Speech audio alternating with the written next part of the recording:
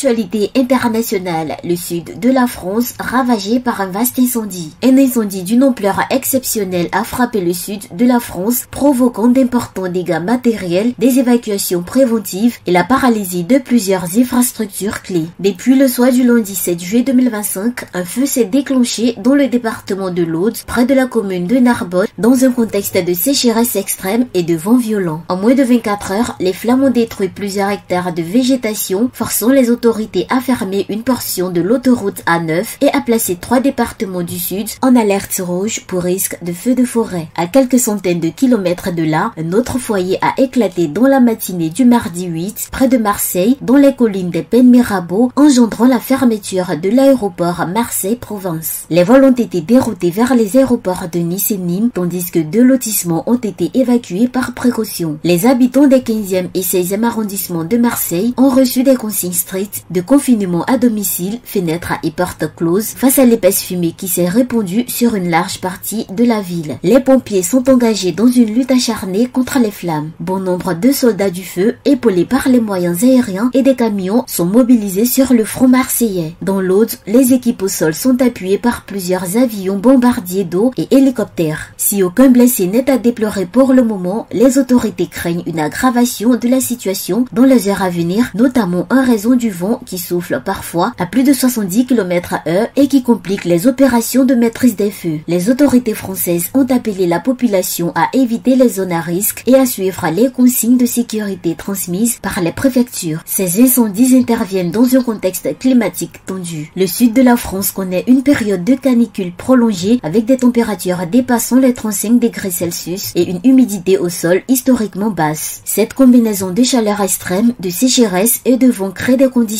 explosives favorables à la multiplication des départs de feu. Les autorités locales multiplient les appels à la prudence, notamment pour éviter les gestes à risque comme les barbecues ou les jets de mégots dans la nature. En attendant une accalmie météorologique, les forces de secours restent pleinement mobilisées pour limiter l'avancée des flammes, protéger la population, protéger les habitations et préserver la population.